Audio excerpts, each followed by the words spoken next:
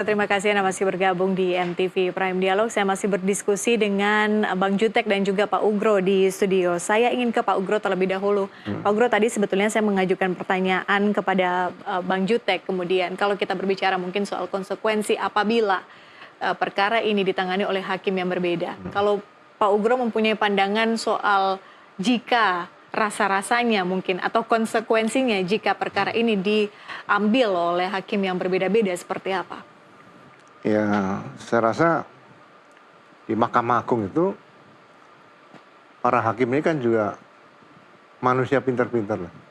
Jadi perkara Eki dan Vina ini sudah menarik perhatian dalam dan luar negeri. Jadi dengan banyak masukan, banyak pertanyaan, ada surat yang masuk. Ya, kan tadi dikatakan oleh Pak siapa dari Mahkamah Agung tadi, Pak Yanto. Juru bicara. Ada dinamika di situ. Nah, kita berharap ya ini bisa disidangkan dengan hakim yang sama lah kira-kira gitu aja. Jadi kalau dengan hakim yang sama kan hanya membicarakan bagaimana tentang proses penyidikan, penuntutan sampai pengadilan. Kemudian case-nya sama dan sebagainya. Ya tadi katakan sama Bang Jutek tadi ya mungkin tidak akan terlalu lama, saya setuju. Jadi ya mudah-mudahan ada dinamika dalam rangka pemeriksaan PK yang diajukan dalam 4 berkas tadi. Dalam artian Anda masih optimistis bahwa ini jadwal persidangannya paling tidak akan kurang dari 90 hari? Ya 90 hari kan maksimal. Jadi kalau bisa lebih cepat berarti pekerjaan para hakim di MA ini kan, Hakim Agung ini kan lebih cepat terbantu dan tidak memakan waktu yang terlalu lama lah. Kan banyak perkara di sana yang harus selesaikan. Oke. Bang Jutek, optimis bahwa MA akan independen dan transparan? Baik, Mbak Patricia, saya mohon maaf dulu ya, habis sesi ini saya harus izin dulu karena saya harus menjemput Bang Otto, kami lagi ada acara di Semarang ya. Baik, boleh. Jadi saya izin dulu. Kemudian gini, Mbak, saya mau sampaikan optimisnya adalah dengan bukti yang ada ya. Optimisnya kita tidak mau meniru gaya lain, yaitu dengan cara kita memaksakan kehendak. Tetapi adalah kita menghadirkan fakta, bukti. Apa yang kami hadirkan selama sidang PK kemarin saya pikir sudah terang benderang ya. Tidak perlu saya ulang ya, karena sudah sangat jelas. Kalau itu dipaksakan itu pembunuhan, Pak Ugro juga sudah bisa jawab, tidak ada satu alat bukti pun mengatakan itu peristiwa pembunuhan. Ya, apapun, mau pisaunya, apalagi perencanaannya, di mana merencanakannya, siapa yang merencanakannya, motifnya apa, dari luka dan sebagainya, ya tidak ada alat bukti, termasuk pisaunya semuanya. Tapi kalau itu dikatakan bukan peristiwa pembunuhan seperti yang kami hadirkan, ya dalam persidangan bahwa itu adalah dugaan kecelakaan. Itu semua bukti, fakta maupun bukti otentik itu membuktikan ke arah sana bisa jadi.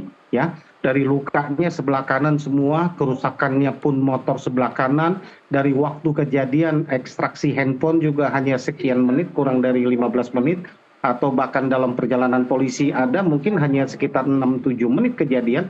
Ya, itu lebih logik dibanding dengan pembunuhan yang disertai dengan perkosaan, ya, ruda paksa, ya.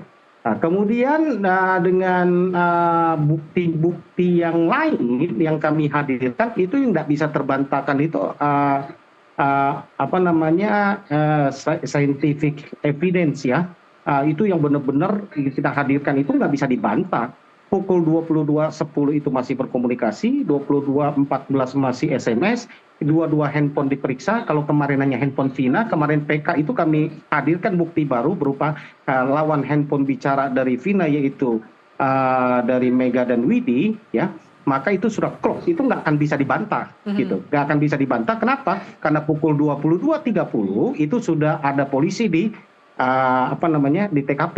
Jadi jarak 16 menit, belum perjalanan polisi dia terima laporan terus dia datang ke TKP, coba Mbak hitung berapa menit. Ya, jadi kurang dari 5 menit, 6 menit mungkin dari kejadian, jadi itu masuk akal.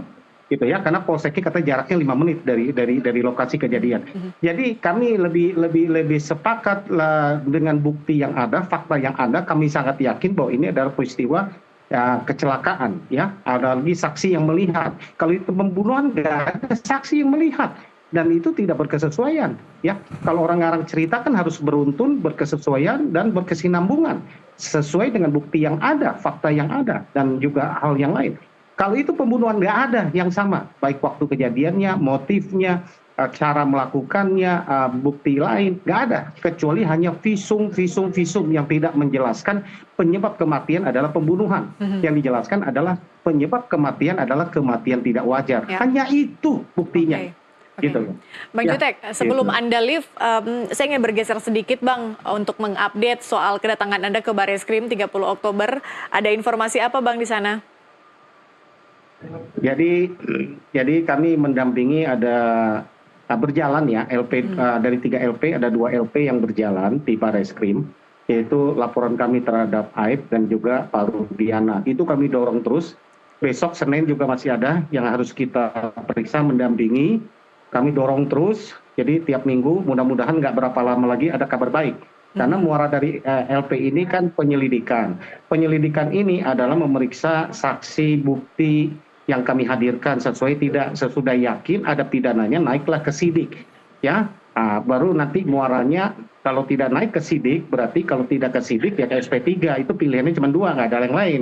Gitu ya. Begitupun naik sidik. Bayangkan ini juga satu pelajaran buat kita. Yang peristiwa terjadi waktu tahun 2016 lalu juga begitu.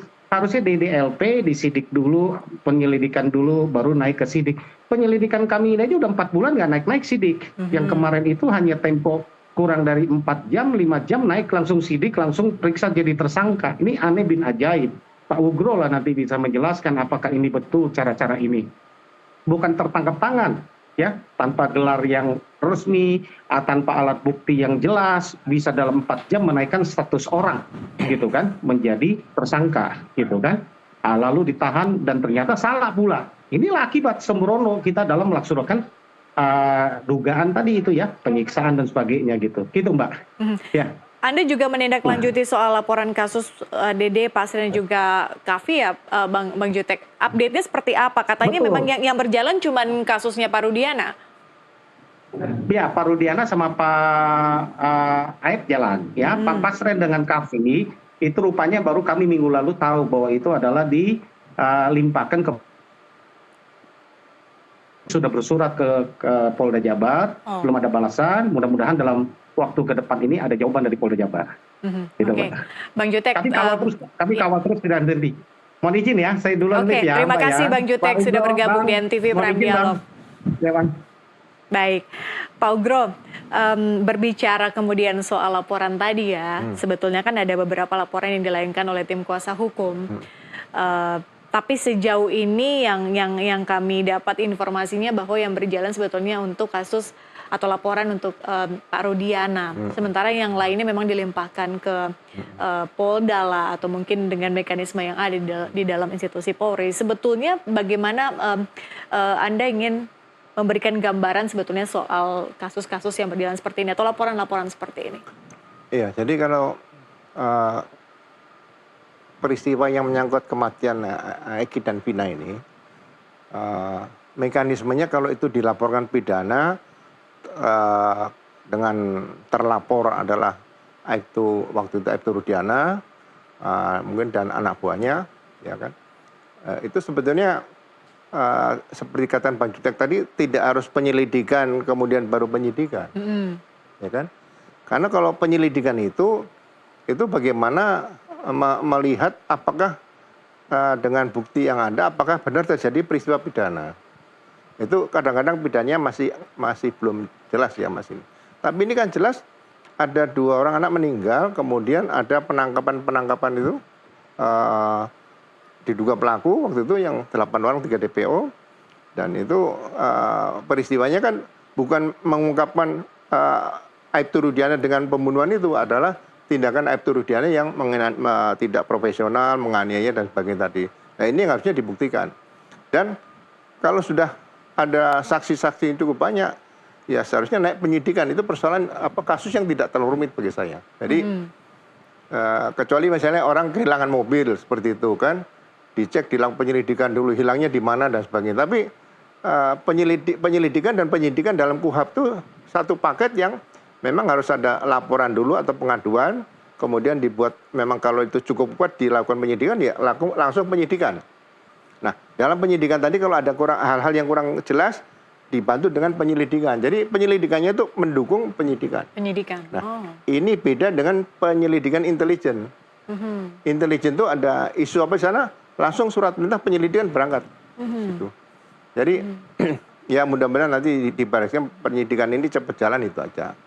Jadi seharusnya saya melihat di sini penegakan kode etik profesi terhadap Aibtu Rudiana itu harus diprioritaskan. Karena tapi, sejauh ini ada update tidak Pak yang Pak Ugro dapat informasi? Ya, saya melihat waktu penegakan kode etik itu yang terbuka dan cepat, kemudian ditemukan beberapa orang yang diduga melanggar kode etik profesi, ya kan, sampai anggota yang tidak terlibat langsung, misalnya menerbitkan surat izin memegang senjata api bagi Barat itu juga diproses. Jadi saya sebagai mantan Kadif Propam ya menyarankan kalau bisa Aibtu Rudiana ini benar-benar dilakukan tindakan penegakan kode etik profesi. Dan kalau ini nanti sudah disidangkan sidang kode etik, baru pelaku-pelaku yang lain tadi. Oke. Gitu. Sehingga ke depan bahwa perbuatan yang dilakukan Aibtu Rudiana ini benar-benar tidak terjadi lagi di Polri, tidak lagi harus dibiarkan, tidak lagi harus nanti nunggu putusan enggak. Ini peristiwa sudah terjadi, benar terjadi.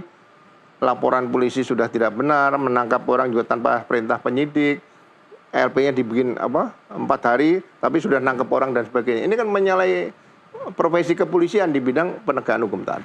Oke, Pak Ugro terakhir, bagaimana Pak Ugro melihat kemudian respons dari publik mungkin ya, termasuk juga dengan media yang bisa disebutkan pemberitaan soal kasus Vina dan juga Eki ini semakin hari semakin tenggelam. Itu seperti kekhawatiran dari Bang Jutek Bongso tadi. Tapi toh kami tetap membahas hal ini. Tapi di sisi lain kemudian ini semakin hari semakin tenggelam, artinya tidak ada yang mengawal. Bagaimana seharusnya kita mengawal kasus ini Pak hingga tuntas? Ya, saya sering katakan begini, jadi nyawa manusia warga negara Indonesia atau nyawa manusia siapapun yang sedang ada di Indonesia dalam keadaan meninggal dunia, dalam keadaan luka, sakit. Satu, Presiden Republik Indonesia harus tahu.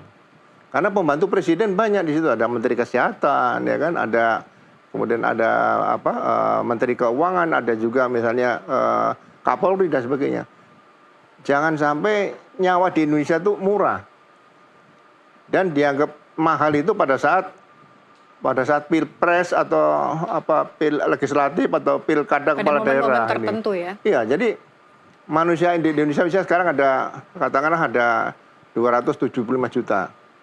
Kalau menjadi 274 juta atau 274 sekian itu hilang satu, ya presiden ya kita harapkan atau wakil presiden lah mengetahui ada di mana nih manusia satu Indonesia ini. Jangan sampai ya sekali lagi dianggap murah nyawa manusia itu. Meskipun hanya satu ya Pak ya, tapi kemudian itu harus dianggap berharga apapun itu. Ya kalau sudah masuk Sirekap KPU kurang satu. Oke, baik. Jangan sampai menjurus ke situ.